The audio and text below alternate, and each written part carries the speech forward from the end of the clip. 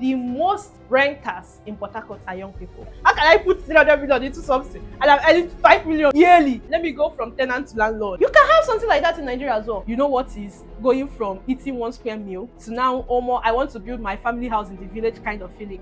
I spent 20 years abroad and they have just one rental apartment that is giving them headache. If I invest that much, I want more out of it. I put myself in an investor. Many landlords, many investors are leaving a lot of money on the table. A lot. That was exactly what happened with Shoplay. Many people did not want to start Shoplay until a lot of people started making money from Shoplay. Did you see this business model and they say you don't want to do it? Just one person that would have the audacity to say, okay, let me provide the solution, even if no other person is doing it. Just like Dangote. Yeah. In that 250 million people, how many people do you need to be a multi-millionaire? This message needs to be passed. So you went around Port Harcourt from Port GRA, Ada George, and NTA. When you looked around this size of Port Harcourt, what do you see that most investors don't notice? Port Harcourt is like one of the biggest cities in Nigeria. Yeah, it's like the 3rd biggest city in Nigeria. Here you will see a lot of things. You will see a lot of businesses. You will see a lot of like establishment, companies. Many people will feel like, oh, everything is already in Port Harcourt, but there are still a lot of untapped green potentials in Port Harcourt that nobody has even touched. It is almost not noticeable because you feel like everything is in Port Harcourt. Is a big city now. Yeah. Everything is there. How can this one not be there? How can you say you cannot find this there? But there are a lot of things you cannot find in Port Harcourt. That is one thing I noticed. The second thing is different locations actually have different caliber of people living in it.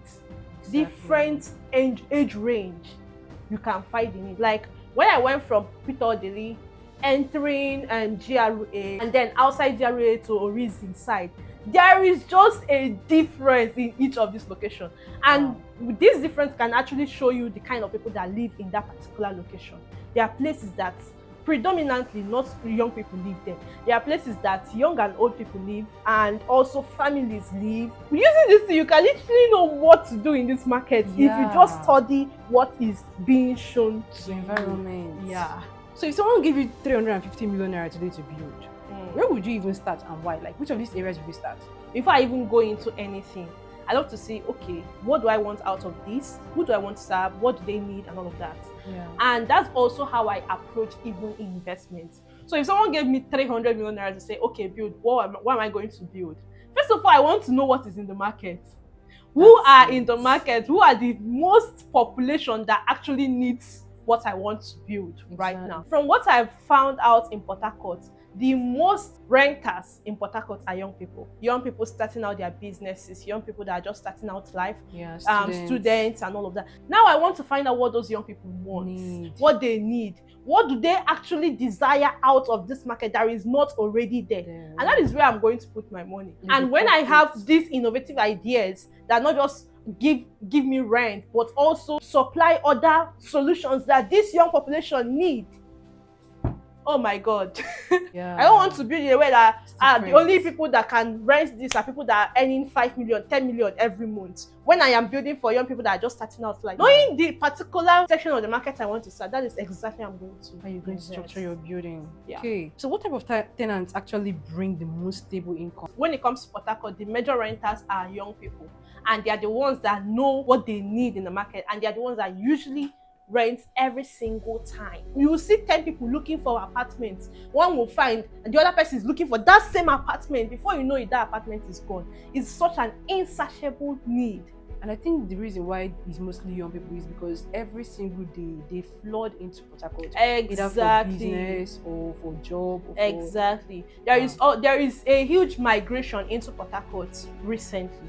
Like you see people that have stayed in Lagos for a while, they just say, no, I can't deal with Lagos, I want to come to Port Harcourt, or they want to go to Abuja. There is a huge influx of young people from different states into Port Harcourt. So if someone wants to earn daily income, not just rent once a year, how should they think when building? If you want to earn daily income, think of daily needs. If you want to earn weekly income, think of weekly needs. If you want to earn monthly income, think of monthly needs. But if you are just earning yearly income, you just thought of yearly needs. Do with this information whatever you want. You always say build for someone, not anyone. What does that mean in simple terms? You need to have a picture of who you want to build for. I'm investing hundreds of millions into this project. I need to know the outcome before it starts. Yeah. I need to know, oh, who is going to rent this? What is their problem? What could be the problem that will arise in these? I don't want to just, oh, I have 300 million, let me just go and build house. And you build just about anything because everybody is building house. You build like every other person is building. What you will get is what every other person is getting in the market. Guy, I don't want to get what every other person is getting in the market. How can I put 300 million into something and I'm earning 5 million more yearly from that? How long will it take me to get my 300 million? When you think about the outcome, you know who you want to build for. Build for that one person. What is that one person's desire? What do they need out of their living condition or their surrounding and all of those kind of things? Using that in mind, even the way you structure your building, even the kind of interiors you do, oh God, it's going to be so detailed. And once someone rents their house, they just know, oh my, this house is just for me. When you serve that kind of people, you make more money. So do you think it's still wise to build rental apartments in 2025, or are there better models now? There has always been a trend about building for rent. People in 2025 are still building the way it was built in 1998, in 2000, 2001. Forgetting that the market is evolving. It is still a good investment to build for rental properties, but build innovatively. And you know, when we are growing up, most of us lived in rented apartments, and you just be like, oh, one day I'll have a rented apartment like this. And then when you make the money, you just be like, oh, well, let me have my own rental apartment. Let me go from tenant to landlord. Yeah. It is not a bad thing, but know what you want out of that landlordship. Yeah. Because like it or not, there are things that your landlord regret that you don't know. You just need to find it out and do better. So how can someone mix business and housing in one project, like turning it to a franchise style kind of property? I was thinking of, oh, if I have a business now, how can I invest for my business in a way that leaves a legacy? And I thought about this idea of just having a kind of building that is a franchise. In America, you see people that own hotel chains, and their businesses are just own hotel chains, and they own it outside of America, in other cities, in other countries, and all of that. There are people that own hostel chains. Wow. Hostel, but there are businesses that just own it. You can have something like that in Nigeria as well. In fact, the housing market needs a lot like that. But you need to start investing first as a business, not just as an individual. And have it at the back of your mind that it is your legacy. And you treat it not just as an investment, as a personal investment, but also as your business investment. If you could talk to every Nigerian abroad that is planning to build right now, what's the one warning you'd give them? Some of the decisions we make are a result of how we grew up or our experiences growing up. Yeah. And for some of the Nigerians abroad, some of them went from being a family that literally eats from hand to mouth, are suffering, to now like going abroad and being the savior of their family. When you grow up like that, you see yourself trying to prove that I have made it. You know what is going from eating one square meal to now almost I want to build my family house in the village kind of feeling. True. It is an accomplishment. It is a joy, not just for you, but even for your parents, because the thing where they go use brag for. My son, they build house. What God cannot do does not exist. I would recommend that they think not just about proving a point or status and all of that, to thinking more about longevity as well. Building not just for you, but for your children's children. I have seen a lot of Nigerians abroad that will say that, I spent 20 years abroad and I just have one house in my village and one house in the city, and that is like what I can see. I literally feel that Nigerians abroad can do more and they can do better when it comes to building. Not just stop at the mindset of, let me own it as, this is my house in the village, this is my house in the city, to, you know what? I am spending my time, my energy, hours and hours of time and sweat and blood to make money in another man's country. I want to own things in my country, not just things, but legacy building substance or properties or businesses in my country. So that if you ever want to come back, you're coming back to a lot, not just one thing or two things. You're coming back as someone that brought back something back to his or her fatherland that would live through not just him or his children, but his children's children. You've worked with people that have spent 100 million, 200 million, 300 million in building. What emotion do you usually see after they finish? Like, is it pride or regret? It's a mixture of the both. Do you know what it means to hustle, like go from nothing to building a house in Nigeria? It's something to be proud about. A lot of people I've met that they have buildings in Nigeria. They have been abroad for over 10 years and they have just one rental apartment in Nigeria that is giving them headache. Like they poured money into it, but it's not bringing them any other thing but headache.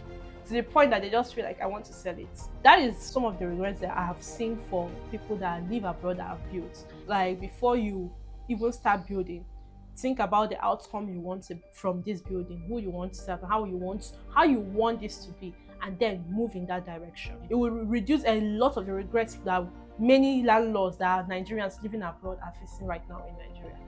That is true. Let's come to you. What's your dream and vision for Port Harcourt investors? Like, what kind of mindset do you want them to have after hearing you say all this? You know, I usually used to just think about this place I'm living on. This landlord makes how much? I'll calculate. I'm like, to build this house now, you just think you need like around 250, 300, 400 million naira. I'm like, if I invest that much, I want more out of it. I need to get more out of the sweat and blood I'm putting into something. I put myself in an investor's shoe every single time. Many landlords, many investors are leaving a lot of money on the table. A lot. Majorly because everybody is just doing what everybody is doing. Nobody wants to take a risk or do different, like nobody is doing it. I cannot be the first to do it.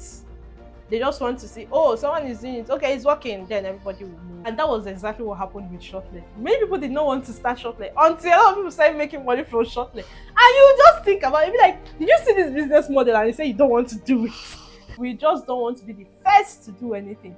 The super rich are the people that are willing to do what every other person is not doing. The middle class are the people that are doing just what every other person has proven to work. And then there are people that are just even afraid to even do what every other person is doing because, are you sure it will work for me? Once many investors start moving from just doing what every other person is doing to looking for a solution that is needed in the market and solving it, they'll make much more money than just about any average investor in the market. I want to do this more often actually because I feel like this message needs to be passed out, you get? Exactly. And I wish for a lot of Nigerians and both Nigerians in Nigeria and Nigerians abroad to start literally thinking differently. Not just to survive, but to solve a problem. The market is readily available looking for the solution. Just one person that would have the audacity to say, okay, let me provide the solution, even if no other person is doing it. It just takes that one person. Someone you don't just blows up overnight. It's because they are solving a problem. Just like Dangote. Just like Dangote. Just like Otedo. They are solving a problem. That is why they are the richest in Africa. Nigeria is the most populated country in Africa. And once you solve a problem of the most populated country, my sister, in that 250 million people, there is at least 100,000 people that need that solution you are providing. At least 100,000. How many people do you need to be a multi-millionaire? As much as possible, I will provide all of these ideas that I have of you thinking outside the box. And if you need me to even have a one-on-one with you, be like, oh, this is what I want to do and all that, I will do that. Let's think outside the box together. We are in a country that once you solve the right problem, you make the most money.